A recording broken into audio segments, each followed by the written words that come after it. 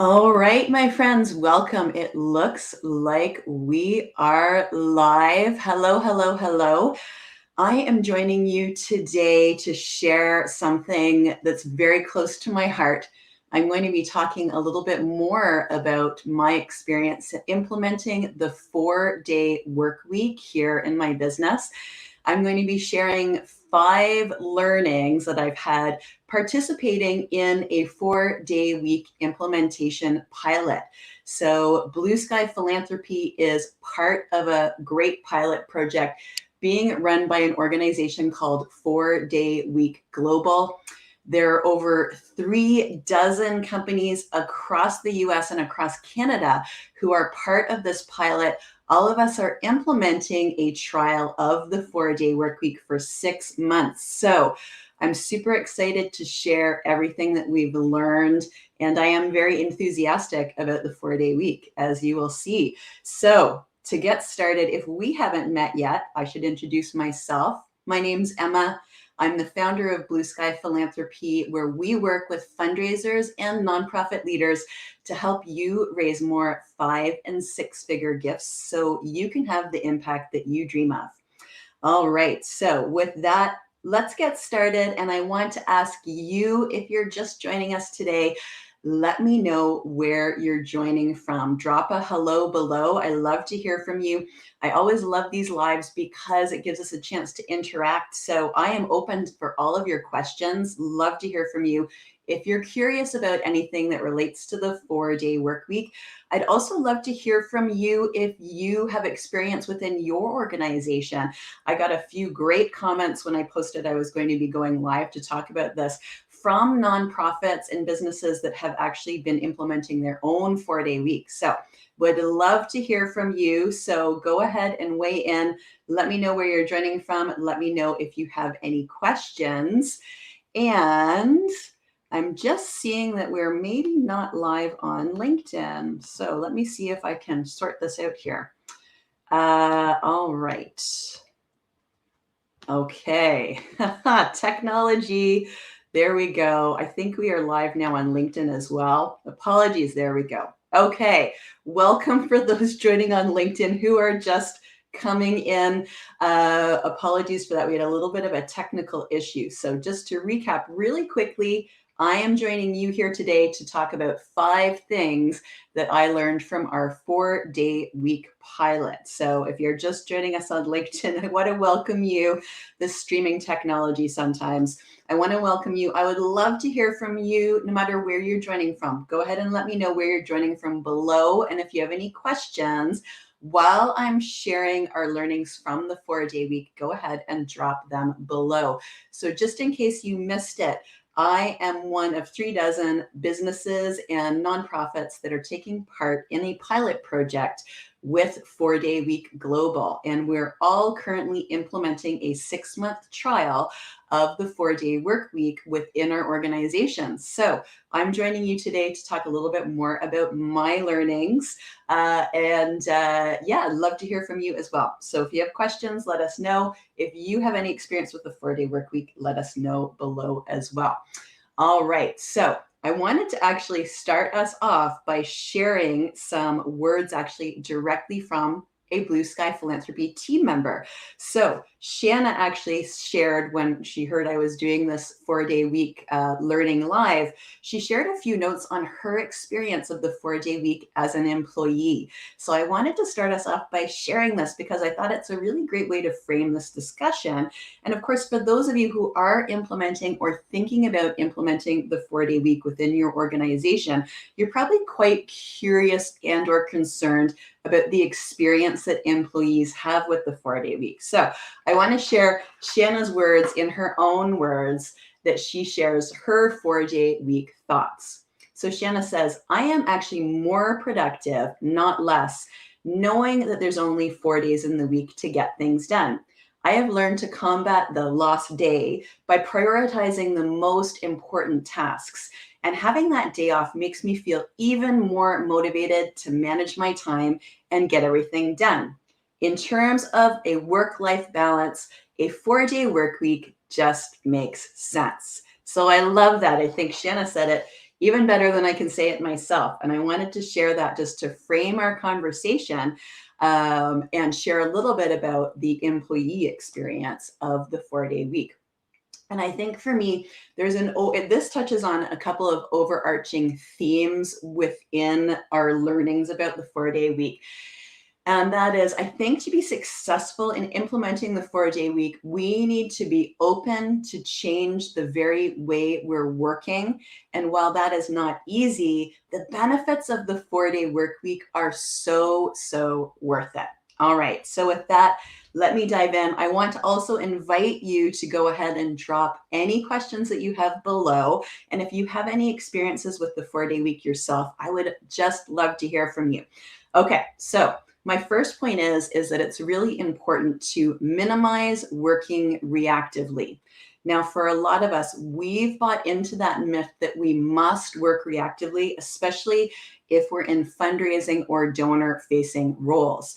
For so many of us, the email, the Slack, the Teams, all of those instant messaging platforms, they drive our day, right? Who doesn't come into work, log into the email, open up the Slack, and get lost down that rabbit hole right away, right? And in doing that, too often we're allowing others to determine our priorities. In fact, studies have shown, this shocked me when I read this, studies have shown that on average, the average worker is checking their email every 6 minutes, okay? Every 6 minutes. I don't know if this is also your experience, but we tend to be in our inboxes far too frequently. And this is something that I'm working on as part of my 4-day week implementation, is really to start breaking that cycle, right? Breaking that cycle of working reactively and allowing email and messaging to determine my priorities and to drive my day. So this can be very challenging, especially if it's a part of your workplace culture, right? And I think one of the important things here is that if you're an organization implementing the 4-day week, to some degree, you have to be thinking about setting the tone from the top, right? If you've created an organizational culture that has a built-in expectation of instantaneous response to Slack or Teams or email, that is something you need to be mindful about and think about role modeling and changing within your organization, right? We don't need to be in our inboxes. We don't need to be checking our email every 6 minutes. And that's having a significant impact on how we work. And we really need to reevaluate that. And if we're going to be successful in implementing the 4-day week, it's one of the things I think we need to really look at and be conscious about. All right, so that's my tip number one, is to recognize we're working reactively and start making steps to implement that, and how important role modeling and tone from the top is around setting expectations, right? Setting expectations around availability and speed with which messages are responded to. Okay.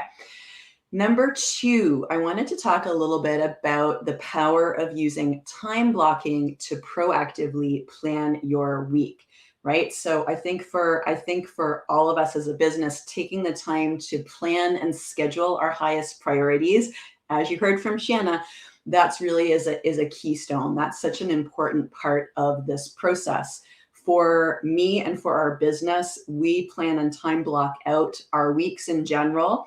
And I tend to have a special focus on the mornings. So I have quite structured days. In the mornings, I know I'm most creative. So I do time block that time, and I'm very strategic about what I'm doing when and how I'm using time within my schedule. I'm thinking about when I'm scheduling meetings, when I'm doing admin tasks, and that is all planned out at the beginning of the week. Now, of course, we all know that things come up.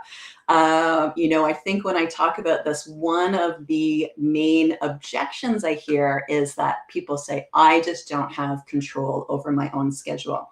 And I want to offer you this, is that I think in my experience when I'm coaching folks, when I'm working with students, I've noticed that most people actually vastly underestimate the control or how much control they have over their own schedules. Now, of course, depending upon the type of role you're in, you may have more or less control, but I pretty much guarantee you that you do have some degree of control over your schedule, probably more than you realize. And if you do start using time blocking, even if you're time blocking 1 hour a day to start off with, this can be very, very powerful in terms of revisiting this idea of prioritizing, prioritizing those things that are most important, right? And really changing the way we work in order to be able to be as productive in 4 days as we are in 5.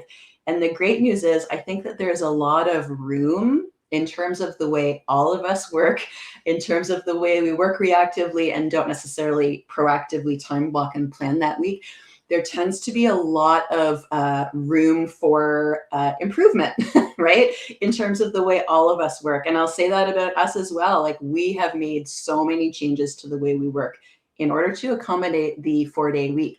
And as I said, it's not necessarily easy to do, but the outcome at the end of the day is so worthwhile. So I really want to encourage you to stop underestimating how much control you have over your schedule and start thinking about using approaches like, for example, time blocking.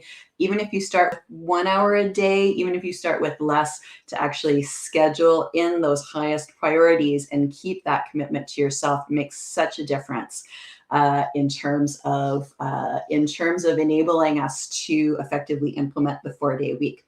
All right, so I'm going to invite you once again. Let me know if you have any questions. If you have experience implementing the 4-day week, I'd love to hear from you. And I'm actually going to share a quick comment from Beth Ann that came in on Instagram as well. So Beth Ann shared on Instagram that her organization, her nonprofit, has actually been working 4 days a week for several years now. So you're an early adopter, Beth Ann. Congratulations.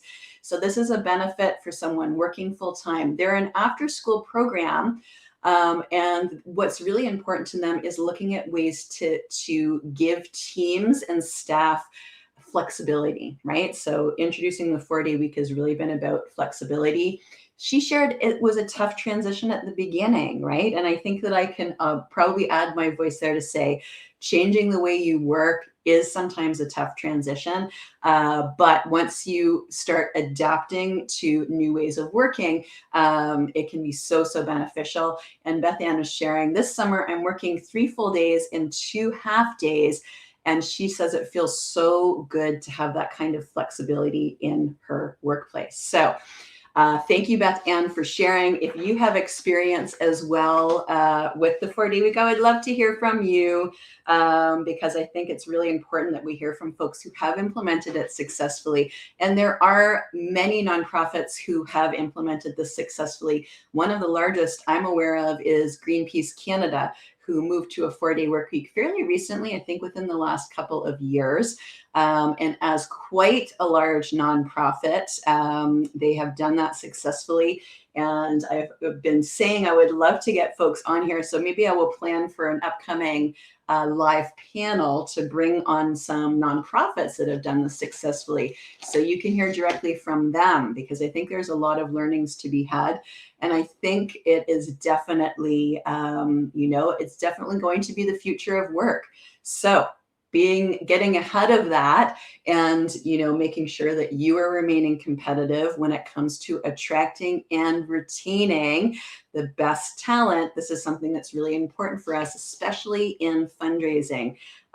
Anyone who has tried to hire fundraising talent of late, you will know how competitive the market is right now. And I think I want to share the 4-day week it can be a huge benefit for you, and that can really help you stand out from your competition. So I'll be very frank, you have a lot of competition when it comes to hiring right now and attracting talent in general, and especially given it's my area of specialization, fundraising talent. All right, with that, I'm going to jump back into my learnings with my learning number 3. I wanted to talk about the importance of creating effective systems and processes. So I think for any organization to successfully make the permanent transition to the 4-day week, we really need to understand the workflows that are happening at our organization. Now, I know oftentimes, the process and systems part is perceived to be the least sexy part of our work. But I think in understanding and mapping out the workflows that are making up our days and making up our work, it can really help us identify where we can kind of tighten that up. I think what I often see in working with consulting clients, right, is there's often duplication we're not aware of. There's often places we can really strategically use automation in order to free up some of our time in those workflows. And I think automation's has gotten a bad name, unfortunately, in fundraising. I don't think it should, because I completely disagree with this perspective as someone who has been in fundraising and frontline fundraising for close to 25 years now. I think actually that strategic automation can actually improve the experience both for the donor and other stakeholders in your organization. So Alex, hello, Alex, Sujung Kim Pang. I'm so honored you're joining us here. Probably one of the leading voices, writers, one of the leaders at 4-Day Week Global is joining us with a comment I'll share here. Alex is sharing the time blocking is a superpower when implemented across the organization. There are companies that set aside time for everyone for deep focused work versus meetings versus social time. That collective synchronization makes it easier to stick with these schedules, encouraging people to focus more, and it even improves the value of social time. I love this. And Alex, I know you've spoken with so many organizations that have implemented the 4-day week. So I love hearing this echoes our experience of the importance of time blocking and actually implementing this as an expectation within an organization. It's something I think that is a really important part of implementing the 4-day week. And I love this idea of breaking it up between deep focus work versus meeting versus social time. Now, we're quite a small business. We're one of the smaller businesses that are taking part in the 4-day workweek pilot. Many of them are quite a bit larger than we are. And I think I love this idea of actually this being something, we've implemented across the organization as being a smaller organization, but this is something that can be implemented across large organizations as well. Alex says it's like studying in the library during finals. Even if you don't work with others, doing it together makes you concentrate harder. I love this. This is great. This is maybe something that we can implement as well. I know for Shanna and I, we have sort of a stand-up meeting, in-person meeting once a week. We do an end of day stand-up by Slack. But it'd be interesting to think about what would happen if we actually did some of this time blocking together and had shared time for that focus work versus meeting versus social time. So great idea for us to implement within our organization as well. So yes, this is great. So I've talked a little bit about time blocking. We revisited that with Alex. I was just talking about understanding your workflows and looking for opportunities there in terms of being able to, reduce duplication and strategically use automation. I think totally an untapped opportunity in a lot of our organizations. I was going to actually speak about the resistance that we sometimes have to automation with our fundraising, but I want to say I have seen the impact, for example, of automating some portion of your new donor onboarding process and like interspersing that with interaction with real life humans. And this typically improves the donor experience significantly. And very rarely when automation is done well and strategically, very rarely, for example, does a donor or stakeholder notice or know that it's automation. So for example, for us within our organization, we have actually recently automated the process that we use to book stakeholder calls during my consulting projects. So oftentimes when I'm doing a consulting project with a strategy component, we will do many, many stakeholder interviews and speak with staff, with donors, with program participants. So actually automating that process has actually, in my experience, made it a better experience for the stakeholder because they have control over when they book. They have control over if they reschedule, and they also get a series of helpful reminders to help them prepare for the call. So, I could have been doing it myself, but my experience and the feedback from stakeholders has been their experience has now been improved with with our automation of that process. So don't write that off. I think that can be a really great opportunity, and I think, in fact, can improve the experience sometimes of our supporters and our stakeholders.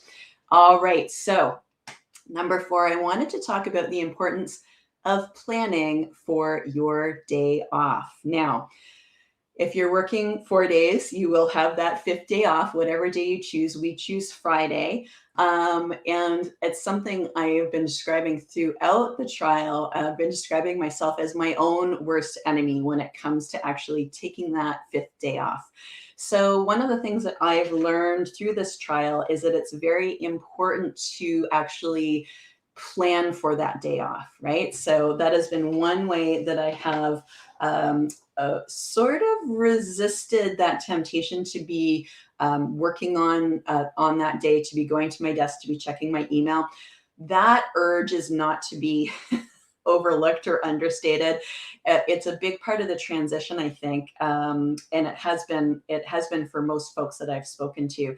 For me, on that 5th day, I always, I do get pulled to my computer, get pulled to my office, and it's something actually that Shanna shared in her notes as well, is that she shared, sometimes it feels difficult actually not checking or thinking about work emails, for the 3 days, for the 5th day off plus the weekend. And what she shared is thoughts sometimes come in like, oh, what if a student needs help? What if they need technical support? That's a really important part of Shanna's role. So those worries and concerns will arise. And I think it's just important to understand and expect that that's going to happen. Just because we have a thought and a worry doesn't mean that we have to actually act on it. And I think, again, this is where setting tone from the top is important. What I've started doing is, expecting to have those worries and thoughts on that 5th day, on that day off, and to actually counter that by planning out my day. So a couple of things I've done recently, for example, is time block. This is nerdy, but time block out a walk in the park. So I did that, blocked out a couple hours. I said, I'm going to visit the park. I'm going to leave my phone behind, and I'm actually going to take some time outdoors, spend time in nature. It's a really important part of my recharging, practices and resting practices.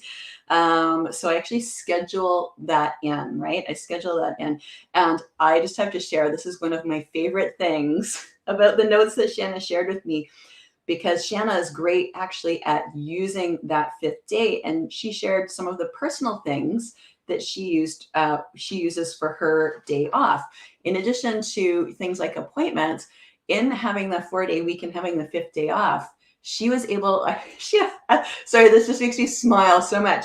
She was able to say yes to kittens who needed a last-minute foster home. So Shanna fosters kittens, and her 4-day week has enabled her to foster kittens who needed a last-minute foster home. If that doesn't make the 4-day week worthwhile, I don't know what does. She also is saying she's spending more time outdoors now, thanks to implementing the 4-day week. And she's also taking driving lessons every Friday this summer. So sharing this, Alex, I need you, now you need to take this away. One of the greatest benefits of the 4-day week is that your team can say yes to kittens who needed a last-minute foster home. Now, Shanna, I know you're watching. I think we need to actually do a kitten-related 4-day week post. So let's get on that. Maybe for next week, we'll share some cute kitten pictures. But I think that this is just a really great example of some of the benefits that are coming as a part of the 4-day week, not only to your team, but the society at large, right? When we're in working in nonprofits, so many of us have been attracted to that work because we want to affect change in the world, right? We want to make some sort of change in the world. So when we enable our team members to have more free time and to have more personal time, not only are there great benefits for them as employees in terms of their work-life balance, in terms of resting and recharging, not only the benefits to the organization in terms of having well-rested employees, making sure that we're really tackling the huge issue of burnout in the nonprofit sector, also improving our retention and our ability to recruit great talent. But our team members are actually out there and they're doing, not only are they resting and recharging, but they're engaging in really cool personal interests, including their own work outside of their paid work that actually, improves the world, makes change in the world, including fostering kittens. So I love that. And with that, I think that those are all of my notes about the 4-day week, but I hope you found it. Oh no, actually there's one more thing. It's so important. Here we go. I knew I missed one. This is one of the most important ones. And that is, if you were thinking about implementing the 4-day week, get support. Get the support you need to implement your trial. And here I am going to talk about how important it was for us as an organization to have access to the 4-day week global pilot program. So this has enabled us to get access to experts like Alex, get additional training, and also get support from other organizations who are in the process of implementing a 4-day week. It's made all the difference for us to have that kind of support, to have that kind of community, and to know that we're not alone in this work of implementing the 4-day week. So much of what I'm sharing today in terms of my learnings, I've been supported to learn through participating in the program. I know they're launching new programs every quarter in different regions. So if you're interested in finding out more, I really encourage you to go visit 4dayweek.com. I think that, Alex, if you have that at your fingertips, I think that you may actually be doing information sessions, perhaps for UK, no, perhaps for US and Canada right now. So, but you can find out more at 4dayweek.com. And I know that Shanna just shared that link for us below as well, but I really recommend it. There are organizations of all sizes participating in the program, and there are also nonprofits participating in the program, and it is a tremendous support. You don't need to do this alone, because there are already folks like Alex, like Joe, the CEO at 4-Day Week Global, who are bringing so much learning into this. There's been a ton of great academic research done. In fact, that's an important part of this program as well. They are doing research on implementing the 4-day week. And in fact, a new Canada trial starts up in August. Thank you, Alex. So if you are watching from Canada, be sure, and you're interested in this, be sure to check this out. I can't recommend it highly enough.